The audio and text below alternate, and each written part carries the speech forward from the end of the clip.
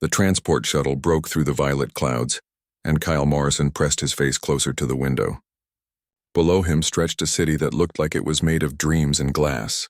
Towers of crystal reached toward the sky, glowing with soft blue and green light from within. The streets curved in patterns that seemed impossible, and everywhere he looked there was beauty that took his breath away. This was Zalthara Prime, the home world of the Viridian Empire. Kyle had seen pictures and videos during his briefing, but nothing prepared him for the real thing. The city looked alive, like the buildings were breathing with light. He had grown up in Detroit, where factories filled the sky with smoke and everything was gray and practical. This place was different. This place was like stepping into another universe. Kyle wore his dress uniform, the dark blue of the United Earth Marines with gold buttons polished until they shined. At 28 years old, he was young for this assignment, but his record was perfect. 3 years on the Mars Colony Security Detail, 2 years protecting shipping routes near Jupiter, and 1 very dangerous mission breaking up a pirate ring in the asteroid belt. He earned his place on this mission through hard work, not connections or money. Ambassador Patricia Crawford sat across from him, reviewing documents on her tablet. She was 56, with gray hair pulled back tight and eyes that missed nothing. She'd been negotiating with alien species since before Kyle joined the military. Right now she looked worried, though she tried to hide it. The Viridians did not like humans very much. 15 years ago, humanity joined the Galactic Coalition, but many species still saw them as violent and primitive. Humans fought too much, moved too fast, and asked too many questions. The Viridians especially thought humans were crude and dangerous. They had been traveling between stars for thousands of years while humans were still learning to make fire.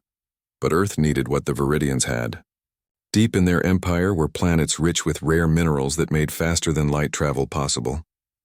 Without those minerals, human ships would stay slow and limited. The ambassador was here to make a trade deal, and Kyle was here to keep her safe while she did it. The shuttle landed on a platform that seemed to float in the air. As Kyle stepped out, gravity felt slightly lighter than Earth normal, making each step feel like he might float away. The air smelled like flowers he had never encountered before, sweet but with something sharp underneath. It was late afternoon here, and the 2 suns were setting, painting the sky in shades of purple and orange that Earth never produced. A group of Viridians waited to greet them. Kyle had seen Viridians before, but only in recordings. In person, they were stunning. They looked almost human in shape with 2 arms and 2 legs, but their skin was different. It shifted colors slowly, like oil on water, moving through shades of blue and silver and pearl. The one in front, clearly the leader, had skin that glowed with a soft golden light. Kyle noticed their eyes most of all. Where humans had white around colored irises, Viridians had eyes that glowed from within, like someone had placed stars behind colored glass. The leader's eyes were deep purple, and they looked at the human delegation with something between curiosity and distaste. The greeting ceremony was formal and cold. The Viridian diplomat, whose name Kyle could not pronounce, welcomed them with words that sounded polite but felt empty. Ambassador Crawford responded with equal formality. Kyle stood at attention, his hand never far from his weapon, though he knew using it would cause an intergalactic incident. They were taken to their quarters in the palace. The building was enormous, with ceilings so high Kyle could barely see them. The walls were made of crystal that changed color as he walked past, responding to movement or temperature or something he did not understand. His room was beautiful but sterile, like a museum display. Everything was perfect, but nothing felt warm. That evening there was a state dinner. Kyle had been to formal military events before, but this was different. The dining hall could have held 1,000 people easily. The table was carved from a single piece of crystal that seemed to glow from within. The Viridians who attended wore flowing robes that changed colors as they moved, and every one of them looked at the human guests like they were interesting but slightly disgusting insects. Kyle stood against the wall with the other security officers watching everything. His training kicked in automatically. He noted the exits, counted the guards, and looked for anything unusual. The Viridian Royal Guard stood around the room in their ceremonial armor, which looked more decorative than practical. They were tall even for Viridians, and they moved with the confidence of warriors who had never been tested. Then she entered, and every conversation stopped. Empress Zaraketh of the Viridian Empire was young by her species' standards, only 143 years old. She looked like she might be in her 20s by human measurement, though Kyle knew that meant nothing with aliens. Her skin glowed brighter than the others, shifting through colors that seemed to reflect light that was not there. From her head grew crystalline horns curving back like a crown, and her eyes glowed with light that was almost white. She was beautiful in a way that was completely alien and somehow familiar at the same time. She wore robes of deep blue that moved around her like water, and when she walked, everyone in the room seemed to lean toward her without meaning to. The dinner began with speeches that Kyle did not fully understand. The food was strange, things that looked like plants but moved slightly on the plate, liquids that changed color when poured. Kyle ate nothing as his orders specified. His job was to watch, not to enjoy himself. Halfway through the meal, something unexpected happened. The Empress stood and walked toward the human delegation. Everyone froze. This was not part of the planned ceremony. Her guards moved with her, staying close but looking uncomfortable with the deviation from protocol. She stopped in front of Ambassador Crawford and spoke in perfect English. Her voice was like music with harmonics that seemed to come from somewhere other than her throat. The two of them exchanged pleasantries about the negotiations and the importance of cooperation between species. Then, to everyone's surprise, the Empress turned to Kyle. She looked directly at him with those glowing eyes, and Kyle felt like she could see straight through him. Her skin shifted to shades of blue and silver, colors that he would later learn meant curiosity and interest. She asked him a question that seemed to come from nowhere. She wanted to know about Earth's oceans. She had read that humans loved the sea, that they wrote songs about it and painted pictures of it and missed it when they were away. She asked if Kyle loved the ocean. The question caught him completely off guard. No one had warned him that the Empress might speak to him directly. Diplomats did not usually ask security guards about their personal feelings, but something in her expression made him answer honestly instead of giving a formal response. He told her that he grew up far from the ocean, in a city of factories and concrete. But once, when he was 12, his mother had saved money for a year to take him to the Atlantic coast. They spent 3 days there, and Kyle remembered sitting on the sand watching waves that seemed to go on forever. He remembered thinking that the ocean was patient and powerful at the same time, that it had been there long before humans and would be there long after.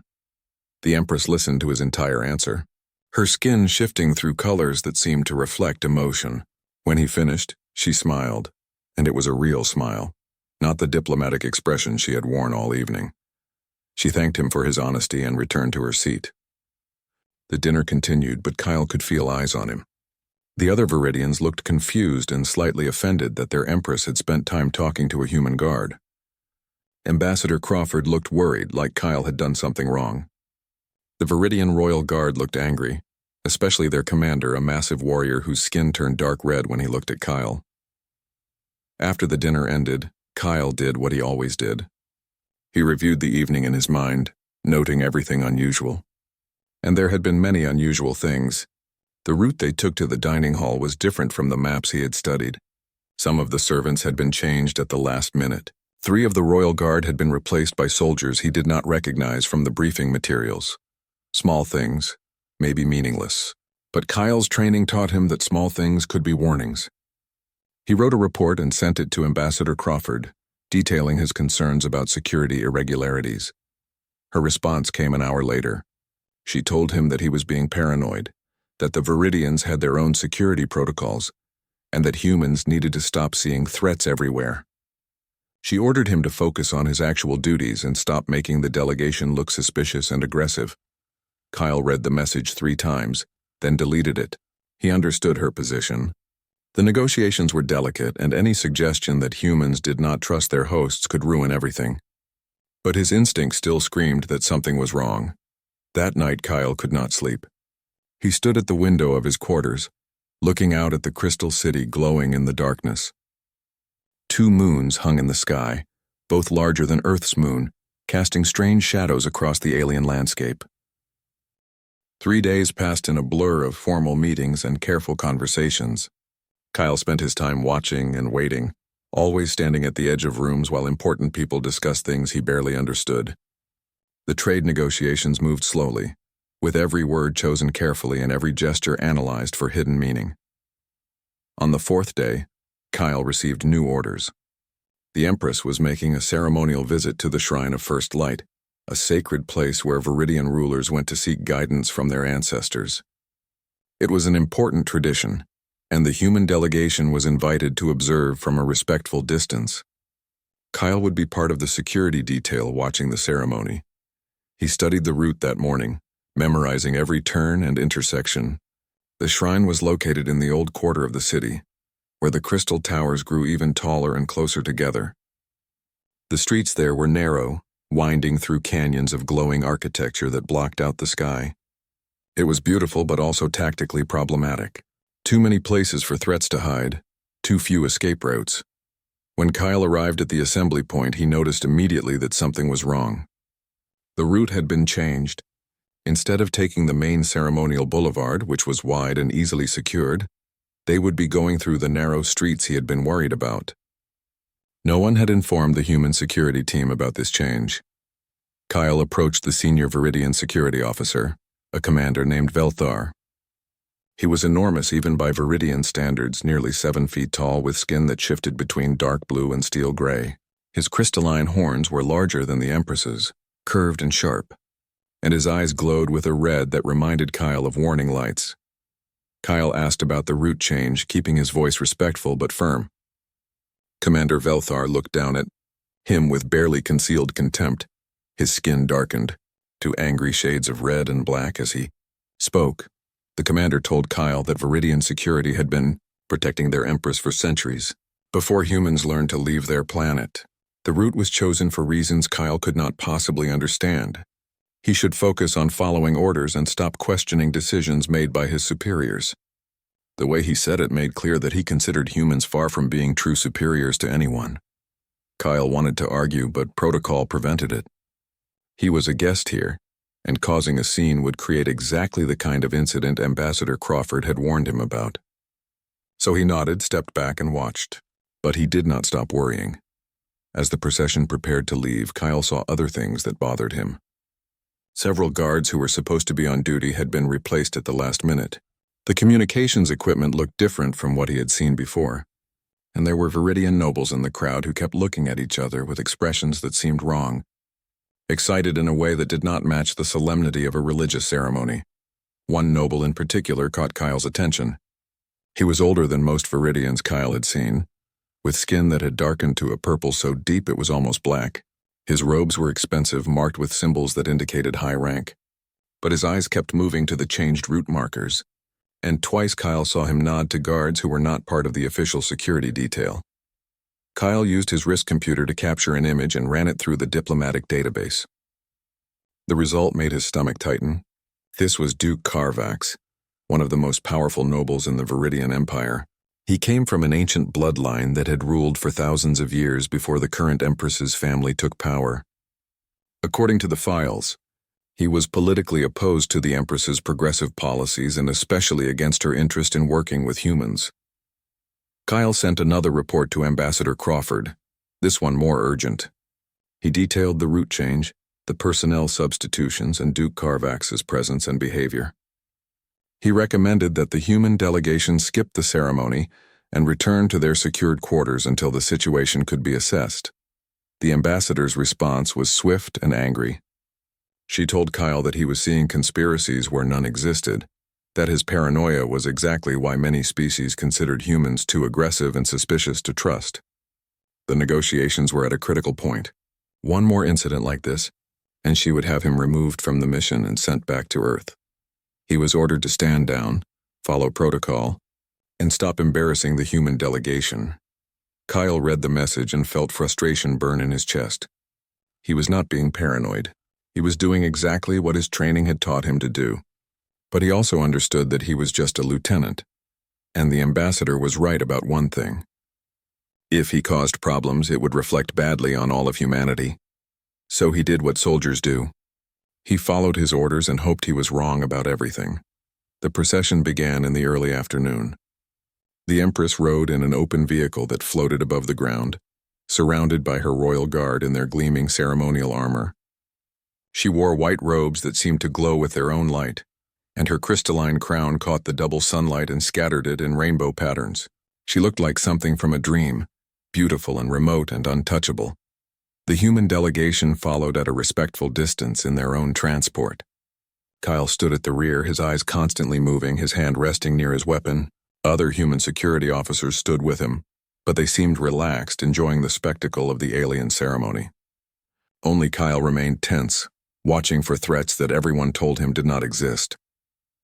The procession entered the narrow streets of the old quarter, and Kyle's worry increased with every block. The crystal towers rose on either side like cliffs, blocking out most of the sunlight. Shadows pooled in doorways and alleys. The crowds that lined the route were thick and difficult to monitor. It was a security nightmare. Halfway through the old quarter, something unexpected happened. A small child, a young Viridian with skin that still shifted through bright, innocent colors, broke through the crowd barrier. He ran toward the Empress's vehicle, holding something in his small hands. It looked like flowers, the kind that children might pick for someone important. The royal guard reacted instantly, weapons rising, bodies moving to intercept the child. But the Empress raised her hand, stopping them. She smiled at the child and lowered her vehicle so she could receive his gift. It was a kind gesture, the sort of thing that would make people love their ruler. But Kyle was not watching the child. He was watching the guards, and he saw something that made his blood run cold. While everyone's attention was on the Empress and the child, 3 of the guards were moving into new positions. Their hands were near their weapons and their eyes were not on the child at all. They were watching the crystal towers above, waiting for something. Kyle's training took over. He activated his communicator and tried to send a warning, but the channel was jammed. Dead static filled his ear. Someone was blocking communications. That was not an accident. That was deliberate. He looked up at the towers and saw movement on one of the high balconies. Sunlight reflected off something metallic, a weapon. Kyle opened his mouth to shout a warning, but at that moment, the Empress finished talking to the child and her vehicle began to rise again. The procession started moving forward. Kyle made a decision that went against every order he had been given. He jumped from the human transport and started running toward the Empress's vehicle. He heard Ambassador Crawford shouting behind him, heard other security officers calling his name, but he did not stop. He reached the Empress's vehicle just as she turned to look at him. Her eyes widened in surprise. The royal guards moved to block him, but they were too slow. Kyle was not trying to reach the Empress. He was looking up at the towers, his weapon already in his hand. And then the world exploded into violence. Energy weapons fire erupted from a dozen positions in the towers above. Bright blue bolts of superheated plasma screamed down into the street. The first volley struck the royal guard, and Kyle watched in horror as ceremonial armor that was designed more for beauty than protection melted under the assault. Guards fell, screaming. The crowd panicked, people running in every direction. More weapons fire came from the surrounding buildings, creating a kill zone with the Empress at its center. This was not a random attack. This was a carefully planned assassination. The royal guard, the elite warriors who were supposed to protect their Empress with their lives, broke and ran. Kyle watched in disbelief as Commander Velthar, the same officer who had mocked human security concerns, threw down his ceremonial weapon and sprinted for cover. Other guards followed, their courage evaporating the moment real danger appeared. In seconds, the Empress stood alone. Her vehicle had been hit and crashed to the ground. She climbed out, stumbling, her white robes already stained with dust and blood from wounded guards. Energy bolts struck the ground around her feet, sending up sprays of crystal fragments. Kyle heard Ambassador Crawford's voice over the emergency channel, ordering all humans to retreat to the transports. It was the right call. This was not their fight. They were guests here, and getting involved in Viridian politics could cause an intergalactic crisis. Every piece of training and protocol said Kyle should follow orders, get to safety, and let the Viridians handle their own problems. Kyle counted his remaining ammunition and did not like the answer. 12 shots left in his sidearm. No backup weapon, no additional magazines because this was supposed to be a ceremonial detail. His combat armor had stopped the first killing shot, but it was cracked and would not hold against another direct hit. Every breath sent pain through his broken ribs and he could taste blood in his mouth. Behind him, pressed against his back, the Empress was silent except for her breathing. Her skin had turned almost white, colors fading in what Kyle guessed was shock. He had thrown them both behind the wreckage of her vehicle. but it would not provide cover for long. Energy weapons were already melting through the metal. Kyle looked around, his tactical training taking over despite the pain. The street was a killing zone. Bodies of royal guards who had not run fast enough lay scattered on the crystal pavement. The crowd had fled, leaving only the attackers and their targets. Kyle counted at least 8 shooters in the towers above, maybe more hidden in positions he could not see. The human transport was gone. Ambassador Crawford had followed protocol and evacuated. Kyle's communicator still received only static. They had jammed all frequencies. No one was coming to help. He and the Empress were alone. An energy bolt struck near Kyle's head, sending crystal fragments flying. One cut his cheek and he felt warm blood run down his face. He fired back, his shot precise despite the pain. An attacker fell from a balcony above, his weapon clattering on the street. Kyle felt the Empress flinch behind him at the violence. He spoke to her without turning around, keeping his eyes on the towers. His voice was calm, the same tone he used during training exercises. He told her that they needed to move. This position would not hold much longer. He asked if there was anywhere close where they could take better cover. He spoke like this was a normal situation, like they were discussing dinner plans instead of fighting for their lives. The Empress's voice shook when she answered. She pointed to a building across the street, an old structure with thick crystal walls. It was a shrine keeper's residence, she said, and it had security doors that could seal against attack. But getting there meant crossing open ground while shooters aimed at them from above. Kyle studied the distance. Maybe 30 feet. Too far to run while protecting someone. Too far to make it without getting hit. But staying here guaranteed death while moving gave them a chance. Sometimes a small chance was all you got. He explained what they were going to do. When he said go, she would run straight for that door and not look back. He would provide covering fire and follow her. She started to argue, started to say something about him going first, but Kyle cut her off. His tone was not harsh, but it left no room for debate. He told her that he was a soldier and this was his job. He told her that if she wanted to help him, she would run fast and not hesitate.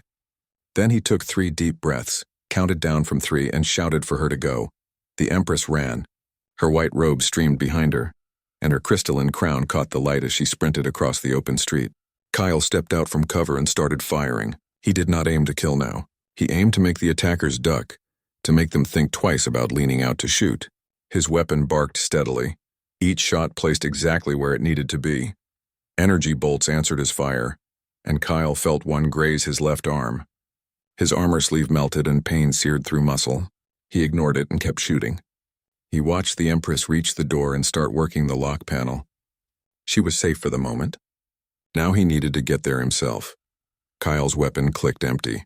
He threw it aside and ran. Pain exploded through his ribs with each step, and his wounded arm hung useless at his side. Energy bolts struck the ground around his feet, sending up fountains of melted crystal. One bolt hit his back armor and he felt it fail, felt the heat burn through to his skin. He stumbled but kept moving. The door was 10 feet away, then 5. The Empress had it open, and she was reaching for him, her eyes wide with fear, not for herself but for him. Kyle threw himself through the doorway just as another bolt struck where his head had been a moment before. They collapsed together on the floor inside. The Empress immediately pressed her hand against a wall panel, and heavy security doors slammed shut. The sound of energy weapons fire became muffled. For a moment they just lay there, both breathing hard, both alive when they should not be. Kyle forced himself to sit up, assessing their situation. They were in a small room with walls of thick crystal that glowed with dim internal light. There was one door leading deeper into the building. No other exits visible, no weapons except what the attackers outside had, and Kyle had no way to get to those. He looked down at himself and saw he was bleeding from multiple wounds. The burn on his back hurt worse than anything else, but the cuts from crystal fragments were numerous and deep. His combat armor was destroyed, hanging off him in melted pieces. He started removing it, working with his good hand while his left arm throbbed with every movement. The Empress knelt beside him. Her hands reached out to help, then hesitated like she had never actually touched anyone without permission before. Kyle nodded to her, and she started helping him remove the ruined armor. Her hands were shaking, but her touch was gentle. She told him that she had medical training, basic emergency care that all Viridian royalty learned. She moved to examine his wounds, and Kyle let her. He had no medical supplies. and his own training was limited to battlefield first aid. He needed her help, and accepting help was not weakness. As she worked on his injuries, using supplies from an emergency kit she found on the wall, they could hear sounds outside, footsteps, voices speaking Viridian. The attackers were regrouping, preparing to breach the building. The security door would hold for a while, but not forever. The Empress finished bandaging his arm and sat back. Her skin was still pale, colors muted, but her hands had stopped shaking. She looked at Kyle, and her glowing eyes held questions. She asked him why he did it, why he ran toward her instead of away, why he stayed when even her own guards had fled. Her voice was quiet, confused, like she genuinely could not understand what would make someone act this way. Kyle leaned back against the crystal wall, trying to find a position that did not make his ribs scream. He thought about her question. It deserved an honest answer, even if he was not sure he fully understood his own reasons. He told her that leaving someone to die alone was not something he could do. He told her that his mother raised him to believe that your worth was measured by what you did when it was hard, not what you did when it was easy. Running away would have been easy. Running toward her was hard, so that was the choice he made.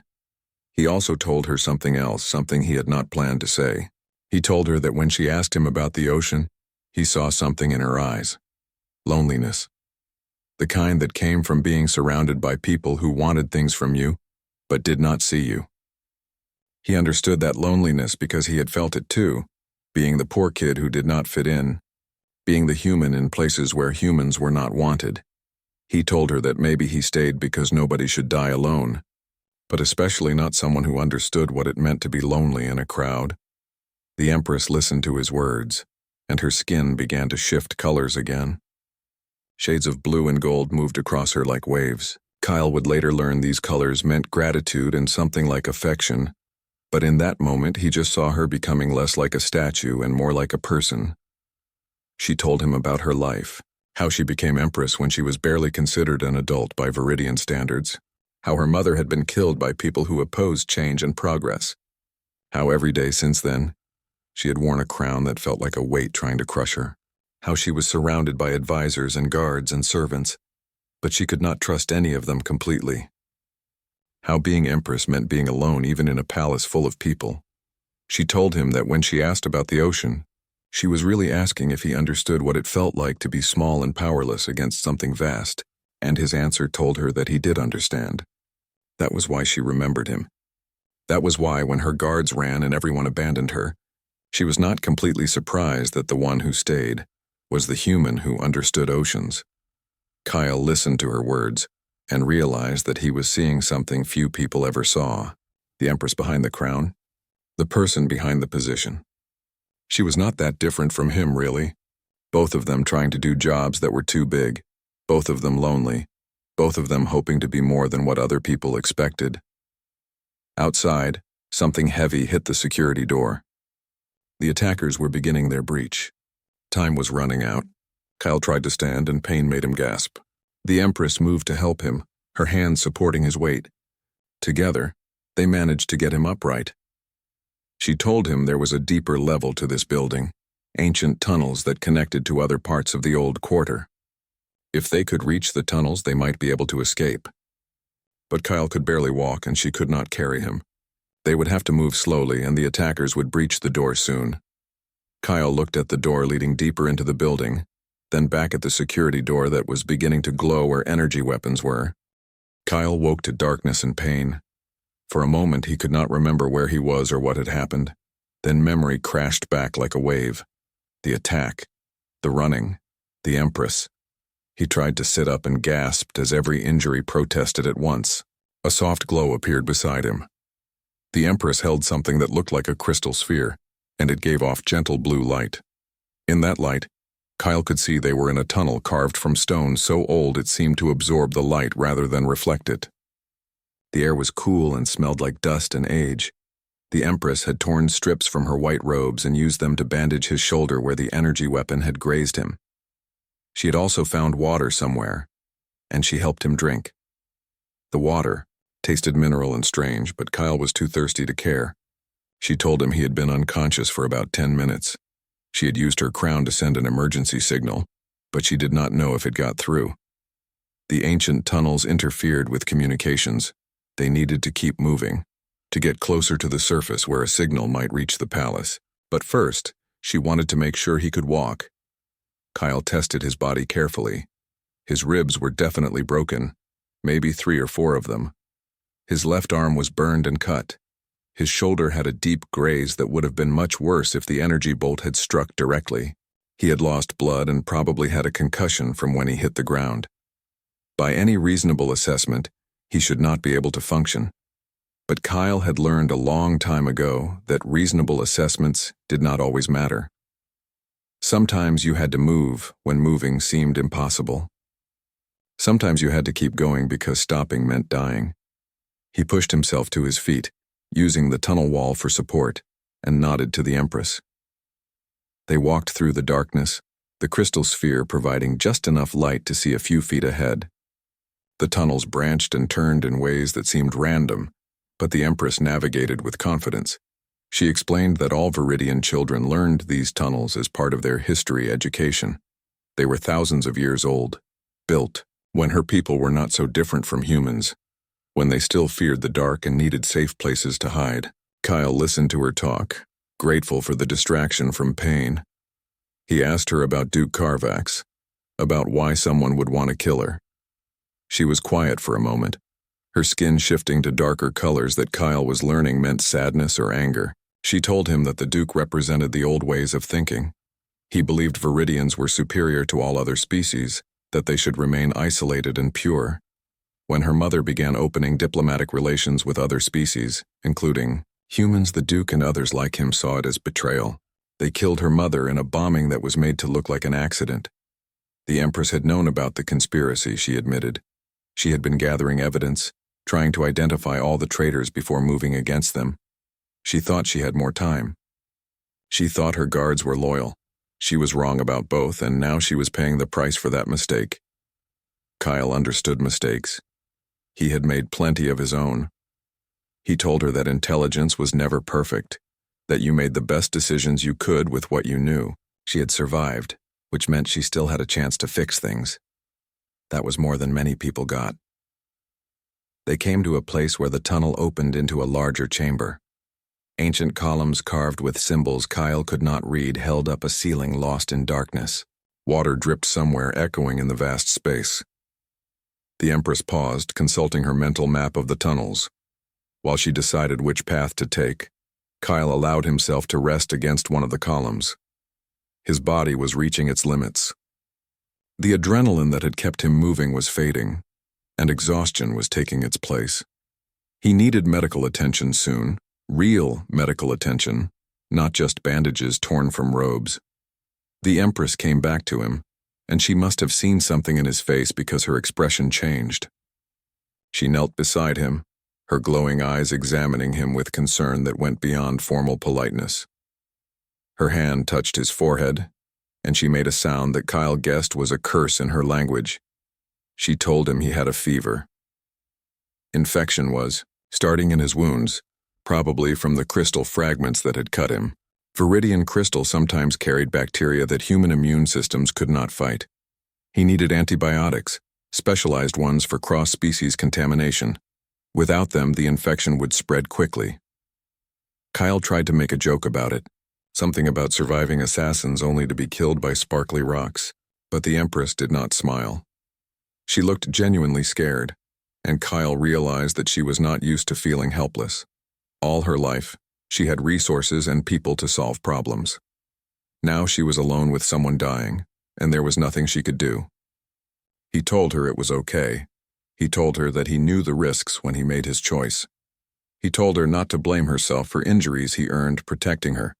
If he had to do it again, he would make the same choice. That was the truth, and he wanted her to know it. The Empress shook her head, her skin flashing colors rapidly. She told him that she would not accept his death. She told him that she was an Empress, and she commanded him to live. She told him that after everything he had done, after all the times he saved her, she would not let him die in a dark tunnel far from his home. There was something in her voice that made Kyle pay attention despite the fever fog in his brain. This was not just concern for someone who had helped her. This was personal. This was someone who had spent her life alone discovering what it felt like to have someone who understood her, and now that person was slipping away. Kyle reached up and touched her face, a gesture that probably broke a dozen rules about touching royalty. Her skin was warm and smooth and felt more human than he expected. She did not pull away. Instead, she leaned into his touch, her eyes closing for a moment. He told her that she was not alone anymore. He told her that what happened today would change things. The galaxy had seen her guards run while a human stayed. They had seen courage and cowardice, and everyone would have to reconsider what they thought they knew about both species. Something good would come from this, even if he did not survive to see it. The Empress opened her eyes, and they were glowing brighter than before. She told him that he would survive to see it because she was going to make sure of it. She stood and helped him to his feet. She chose a tunnel, and they started walking again, faster now, urgency driving them forward. As they walked, she talked to keep him conscious. She told him about her dreams for the Viridian Empire, how she wanted to open their worlds to trade and cultural exchange, how she believed that species learned from each other and grew stronger together, how her people's isolation had made them arrogant and stagnant, how humans, with all their chaos and emotion and fierce loyalty, represented exactly what Viridians needed to see. Kyle listened and offered his own thoughts when he could. He told her about Earth, about its problems and beauty. He told her about cities full of millions of different people trying to live together.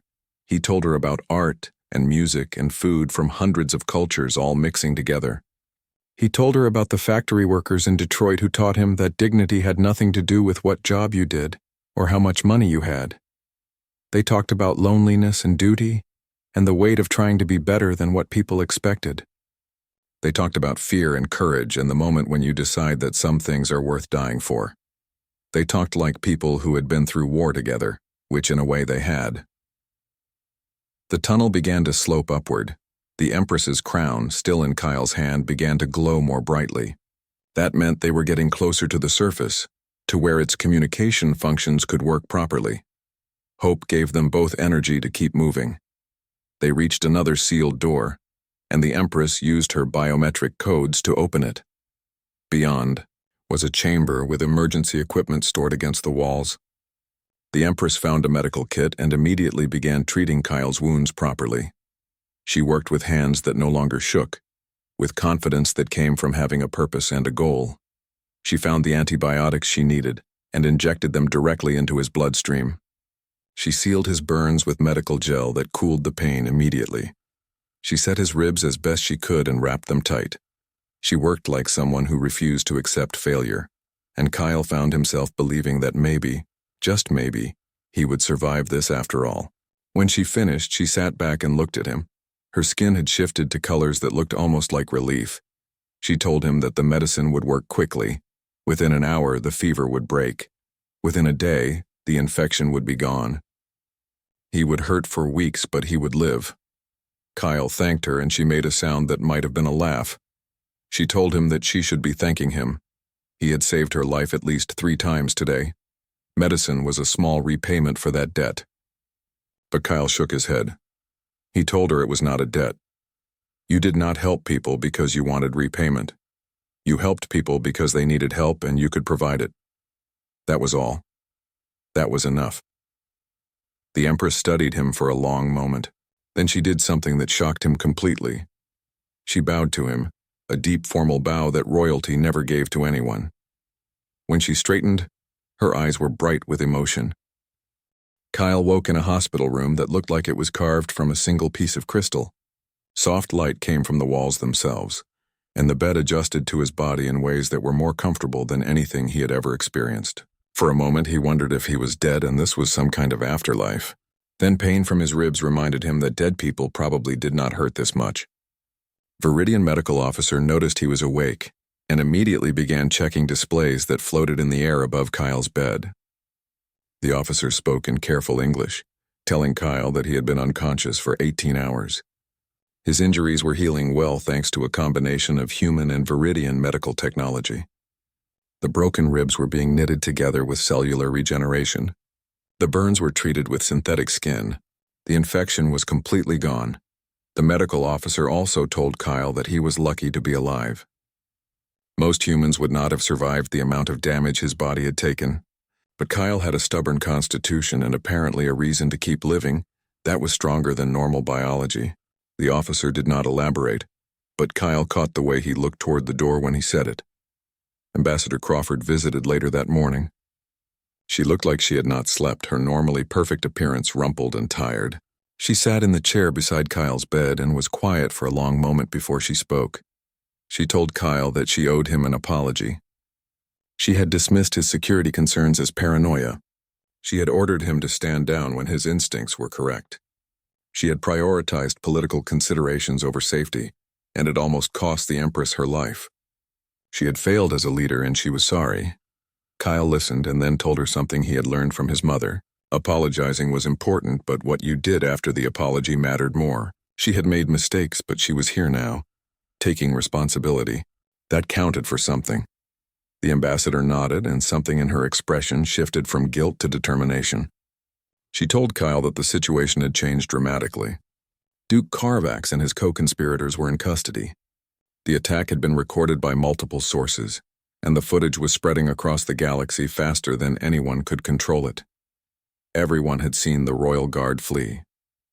Everyone had seen Commander Velthar abandon his Empress. And everyone had seen one human Marine run toward danger when trained warriors ran away. The political implications were enormous. The ambassador told Kyle that he had become the most famous human in the galaxy overnight. His name was being discussed in government chambers on 100 worlds. Some praised him as a hero. Some criticized him for interfering in alien affairs. But nobody could ignore what he had done. Kyle felt uncomfortable with the idea of fame. He had not acted to become famous. He had acted because someone needed help. But he understood that his actions had meaning beyond his intentions. Sometimes what you did accidentally changed more than what you planned carefully. The ambassador also told him that the trade negotiations were complete.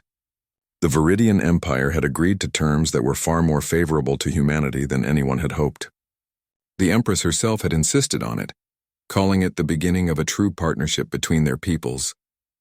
Human access to rare minerals was guaranteed, and cultural exchange programs were being established. Kyle realized that his choice to stay had accomplished what months of careful diplomacy might not have.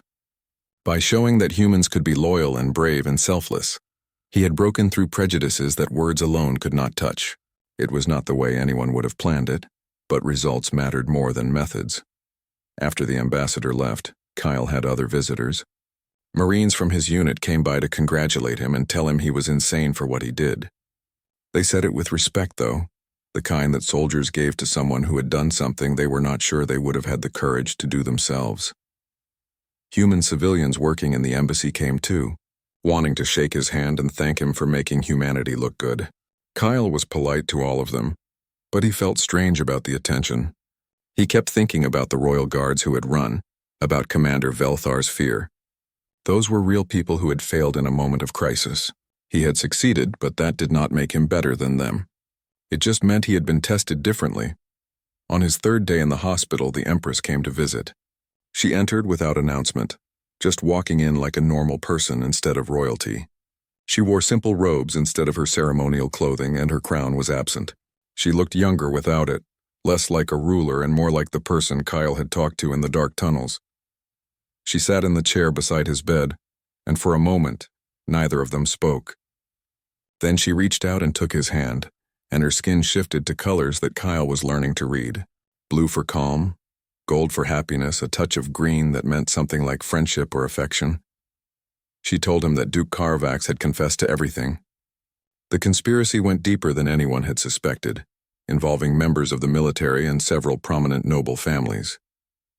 But with the Empress alive and the attack exposed, the conspiracy had collapsed. Trials were beginning and justice would be served. Commander Velthar had been found hiding in a storage facility near the palace. He had surrendered without resistance. His rank and titles had been stripped away and his family name was disgraced. In Viridian culture, cowardice in the face of duty was one of the worst crimes imaginable. Velthar would live, but his life as he knew it was over. The Empress told Kyle that she felt no satisfaction from Velthar's fall. She had trusted him and he had failed her. But more than that, He had revealed something about Viridian society that was uncomfortable to face. They had become so focused on ceremony and appearance that they had forgotten the substance underneath. Their elite warriors were trained for parade grounds more than battlefields. Their superiority was assumed rather than earned. Kyle told her that every society had those problems. Humans had their own failures and hypocrisies. The difference was not whether you had problems, but whether you were willing to face them and change. She had that willingness. That meant something could be better. The Empress smiled at his words. She told him that she was rebuilding the Royal Guard from scratch. New standards, new training, new expectations, and she was modeling those standards on what Kyle had done. Loyalty to the person, not just the position. Courage when it mattered, not just when it was safe. Service that meant something beyond ceremony. She told him something else too. The Galactic Coalition was in an uproar over what had happened. Species that had dismissed humans as barely civilized were now having to reconsider. The footage of Kyle protecting her was being used in debates about what defined an advanced civilization. Was it technology? Was it age? Or was it character and courage? Kyle listened and felt the weight of that responsibility. He represented more than just himself now. Every action he took would be watched and judged. Every word he said would be analyzed for what it meant about humanity. It was exhausting to think about, and he said so. The Empress understood. She told him that she had lived with that weight her entire adult life. Every choice she made affected billions of people. Every mistake had consequences that rippled across worlds. It was lonely and frightening, and sometimes she wanted to just be a person instead of a symbol. But then she smiled and squeezed his hand. She told him that at least now she had someone who understood. Someone who had seen past her crown to the person underneath. Someone who had protected her not because he had to, but because he chose to. That meant more to her than any ceremony or reward could express. Kyle felt something shift in his chest, something that had nothing to do with broken ribs. He looked at this alien Empress with her glowing eyes and color-shifting skin, and he realized that species differences did not matter as much as he had thought. Loneliness was loneliness. Understanding was understanding. Connection was connection. These things transcended biology. The Empress told him that in 3 days there would be a formal ceremony. She would be awarding him the Star of Zalthara, the highest honor the Viridian Empire could give. He would be the first human to ever receive it. The ceremony would be broadcast across the galaxy, and important people from dozens of worlds would attend. She asked if he felt ready for that. Kyle thought about it honestly. He did not feel ready. He did not feel like a hero or someone who deserved galactic attention. He felt like a soldier who had made a choice in a moment of crisis, nothing more. But he also understood that his feelings did not matter as much as what his actions represented. If his story could help humans be seen as equals in the galaxy, if it could help break down prejudices and build connections, then he had a duty to participate in that ceremony. Sometimes being a soldier meant fighting. Sometimes it meant standing in front of cameras and accepting medals you did not feel you earned. He told the Empress he would be there. She smiled and her skin glowed brighter. She told him she never doubted he would. Then she stood to leave, but she paused at the door. She told him one more thing. After the ceremony, she wanted to make him an offer. She wanted him to consider staying on Zalthara Prime as part of her new royal guard. Not as a ceremonial position, but as a real. The grand hall of the Viridian Palace had never held so many different species at once. Kyle stood at the entrance, looking out at an audience that represented dozens of worlds. There were Viridians, of course, thousands of them filling the crystal galleries, but there were also tall gray figures from the Zenith Collective, small furred beings from the Kalos Union, and representatives from at least 20 other species Kyle could not identify. And in the front row, transmitted live via hologram, his mother sat in her small Detroit apartment. Kyle had spoken to her the night before, and she had cried when she saw him. She told him she was proud. She told him his father would have been proud too. She told him to stand up straight and remember that he represented more than just himself. Kyle wore his dress uniform, the one he had polished until it gleamed. His ribs still hurt and his arm was still bandaged under his sleeve, but he stood straight.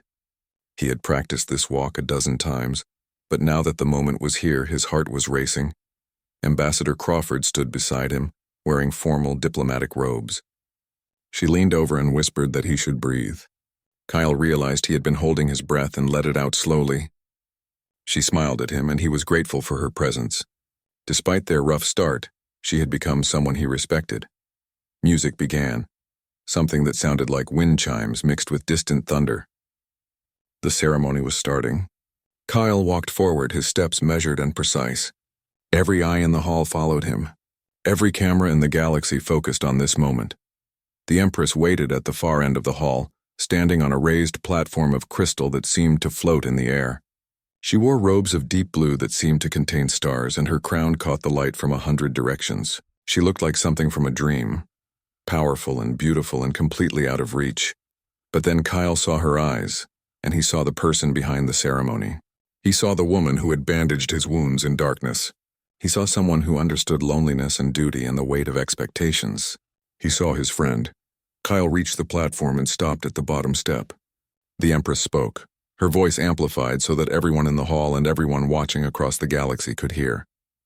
She spoke in formal Viridian first. Words that Kyle had been taught meant honor and courage and sacrifice. Then she switched to English so that humans everywhere could understand. She told the story of the attack. She described how her guards had fled and how one human soldier had stood his ground. She described the fighting and the running and the moments when death seemed certain. She described Kyle's courage not as something superhuman, but as something profoundly human. The choice to protect someone who needed protection even when the cost was high. She held up the Star of Zalthara, a metal made of crystal that glowed with internal light. She explained that this honor had been given only 12 times in Viridian history, always to warriors who had shown extraordinary valor. Kyle would be the 13th recipient and the first from any species other than Viridian. She invited Kyle to approach. He climbed the steps, his heart pounding, trying to remember the formal responses he had been taught. But when he reached her, standing close enough to see the colors shifting in her skin, the formal words disappeared from his mind. The Empress placed the medal around his neck. The crystal was warm against his chest, and it seemed to pulse in rhythm with his heartbeat. She spoke the formal words of the ceremony, but her eyes were saying something different. They were saying thank you. They were saying, you changed everything. They were saying, please stay. Kyle responded with the formal acceptance in Viridian, words he had practiced until they were perfect. Then he added something that was not part of the script. He thanked her for trusting him. He thanked her for showing him that courage came in many forms, including the courage to keep hoping when hope seemed impossible. The hall erupted in sound. Viridians did not clap like humans did. They made a sound like crystal chiming, musical and strange and beautiful. Mixed in with it were the sounds of other species showing approval in their own ways. The noise was overwhelming and wonderful at the same time. The ceremony continued with speeches from various officials. The human ambassador spoke about the new partnership between Earth and the Viridian Empire. The Galactic Coalition representative talked about how this event would change perceptions across civilized space. Military officers from both species discussed what Kyle's actions meant for the future of security and cooperation. Kyle stood through it all, trying to look dignified, while his ribs ached and his mind wandered. He kept thinking about the conversation he needed to have with the Empress. He had made his decision about her offer, but he had not told anyone yet. After the ceremony ended, there would be time to talk. There would be time to explain what he had decided and why. Finally, after what seemed like hours, the ceremony concluded. The crowd began to disperse, though many lingered to stare at Kyle or try to speak with him. Ambassador Crawford ran interference, politely directing people away and giving Kyle space to breathe. The Empress caught his eye and gestured toward a side exit. Kyle followed her through corridors that grew quieter as they moved away from the public spaces. They ended up in the same crystal garden where they had first spoken honestly.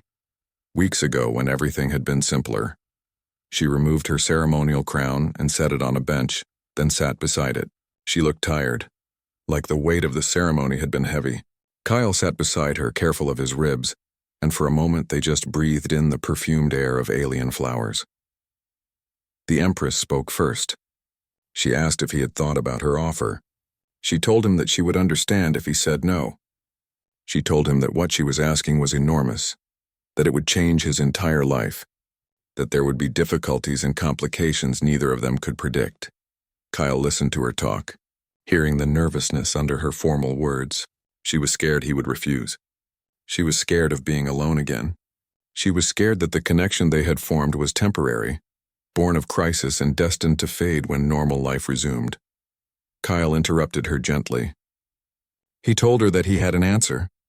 He told her that he had thought about it carefully, weighing all the factors. He told her about calling his mother and asking for advice. He told her about lying awake at night, imagining different futures and trying to decide which one felt right. Then he told her his answer. He would accept her offer. He would stay on Zalthera Prime and join her royal guard. He would be the bridge between humans and Viridians, the proof that cooperation was possible. He would protect her not because he was ordered to, but because he wanted to. The Empress's skin flashed through colors so quickly that Kyle could not identify them all. Joy, relief, hope, and something deeper that he was only beginning to understand. She reached out and took his hand, and this time there was nothing formal about the gesture. This was person to person, friend to friend, maybe something more than friend given time. She told him that she was happy. She told him that she had been preparing herself for disappointment, that she had not dared to hope he would say yes. She told him that his presence would make everything easier, that knowing he was there would help her face the challenges ahead. Kyle told her that he was not staying just for duty. He told her that in the darkness of those tunnels fighting for survival, he had discovered something important. He had discovered that connection mattered more than comfort. That understanding someone deeply was rare and precious, that he wanted to see where this path led, even though it was unknown and probably difficult. He told her something else too, something he had realized while standing in that ceremony hall. When everyone else had been watching him receive a medal, he had been watching her. When everyone else had been thinking about politics and symbolism, he had been thinking about the person who understood oceans and loneliness. He told her that maybe his feelings were complicated by adrenaline and shared trauma. Maybe they would fade when life became routine. But maybe they would not. Maybe what he felt was real and would grow stronger. He wanted the chance to find out. The Empress listened to his words, and tears formed in her glowing eyes. Viridian tears were like liquid crystal, catching light and scattering rainbows. She told him that she felt the same way. She told him that she had been so lonely for so long that she had forgotten what connection felt like. He had reminded her. They sat together in the garden as the double sun set, talking about the future. Kyle would need to formally resign from the human military and transfer to Viridian service. There would be paperwork and protocols and political discussions. His mother would worry, and he would need to visit Earth regularly to reassure her. There would be people who disapproved of a human guarding the Empress, and people who thought the Empress should not trust an alien so completely. But there would also be opportunity. A chance to build something new between species. A chance to prove that cooperation worked. A chance to write a story about two people from different worlds who found common ground and built on it. Kyle thought about his life before this mission. Simple, predictable, safe. He thought about the life ahead of him now. Complex, uncertain, probably difficult, but also exciting and meaningful and full of possibilities.